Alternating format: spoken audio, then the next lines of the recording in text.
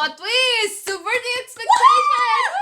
It's been 2 years and I'm not well! And they broke the show, not the wheel! We're here to talk about Game of Thrones. How Game of Thrones began its decline. It was the few TV shows that I was sitting, watching it and thinking, oh, I can rest and just watch and absorb and love this complex web of characters and settings and story and plot and everything. Although in the first seasons it was a lot of nudity around. Yeah.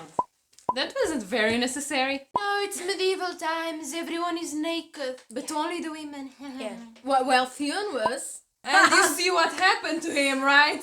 From season 1 to season 4, Game of Thrones was the perfect show. And then it wasn't.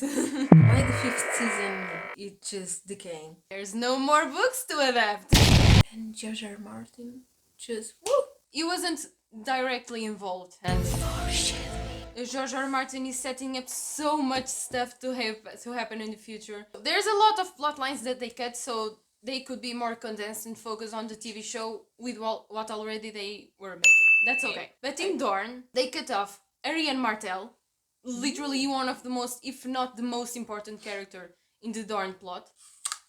In case you don't know, and you didn't know, that's a bad apple. Just like Game of Thrones!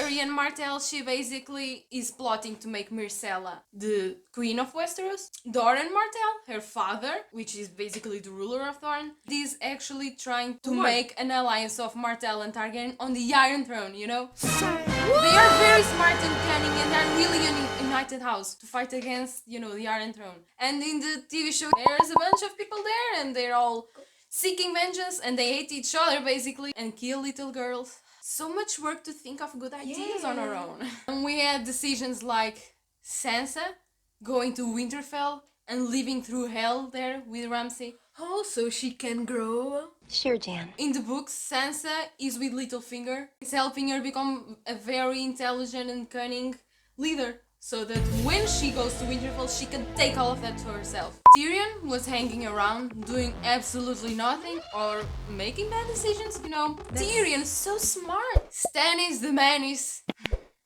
decided to let Shireen burn. Oh my, just to win the goddamn battle. That doesn't happen in the book.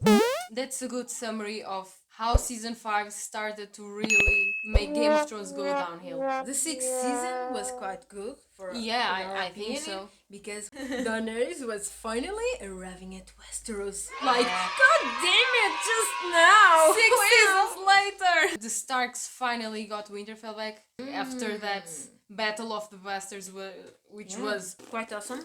Mind-blowing.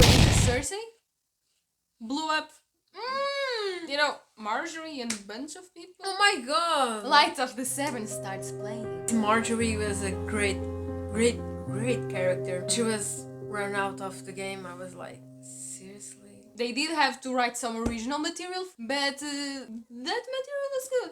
One thing that people started to notice, they were relying more and more on big action pieces. And Game of Thrones didn't always need that to really capture your attention and have a really climatic moment. Every TV show needs to evolve, but you really can't rely only on that, when before what you relied on was character development, storytelling. After a solid season, we get to season 7.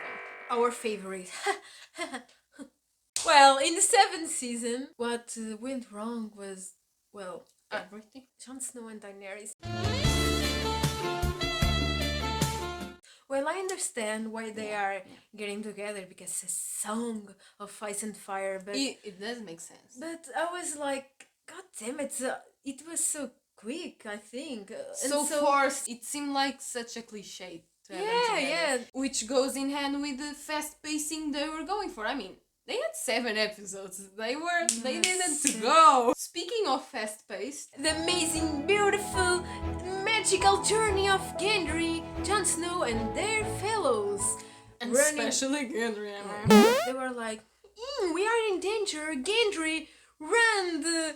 the journey that lasted last days and ran it in like a couple of hours. And Well, don't take too long, right? yeah, come on, warn Daenerys so she can come to here save us. Just wow, congratulations!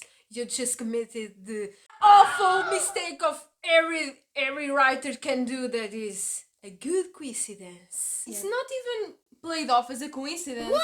It's not Alright. like Daenerys thought, I need to go help them. Whoa, thank God she appeared because Gendry went to get help. No, it wasn't like that. Gendry runs, it gets to the wall, tells someone, they send a raven, the raven gets to Daenerys, and Daenerys is like, I'm going to fly all the way from Dragonstone to behind the wall to help them. That happens in like maximum one day. The earlier seasons when Arya was traveling with the Hound, it was like 2 seasons for them to get Yeah. anywhere, and now it's like 5 minutes later. Well, thank God a dragon can fly really fast. Let's see their plan. Let's go get one single white to bring it to Cersei Okay. so that she believes them, so that they can get their help to fight the Night King. Because a Lannister always pays her debts. That makes a lot of sense because it will go armlessly. No one will die. Of course. It's such a safe zone. Yeah. We all know Cersei is very trustworthy. She really is not selfish. She will think, the whole humanity is at stake. I will give up my power and help them. Especially my little brother because I really love him. Very good plan. We are entering the muddy, very complex last season, which is going to be 6 episodes. For That's a so lot. much. Each episode has like 2-3 hours. Oh yeah! The season 7 finale. The last scene we have is Viserion, now a White Walker, tearing down the wall. And I thought, this can only mean one thing. The last season will be the biggest, more epic fight we've ever seen. Humanity versus White Walkers. Season 7 was also a lot of setups, so season 8 will be the payoff. The first 2 episodes were everyone was gathering, everything was coming together, and some arcs were concluded. Yeah. Brienne of Tarth. This is their biggest war. Some people will die because they've never faced anything like this. There's no way they can go on without major casualties. Sam can survive a battle with the Night King, so I think there are, if we are going there, We just will walking survive. around, we probably will survive. We will survive. Game of Thrones used to be about consequences. You make your choices and you pay for them. Game of Thrones was known for killing people because it made sense with the story. When you have the biggest threat they've ever faced, it makes sense people will die. A lot of Dothraki? and Unsullied. Okay. They do get resurrected in the Of later course, episodes, but because they are necessary. We have to already go down to that god damn it scene when Arya kills the Night King.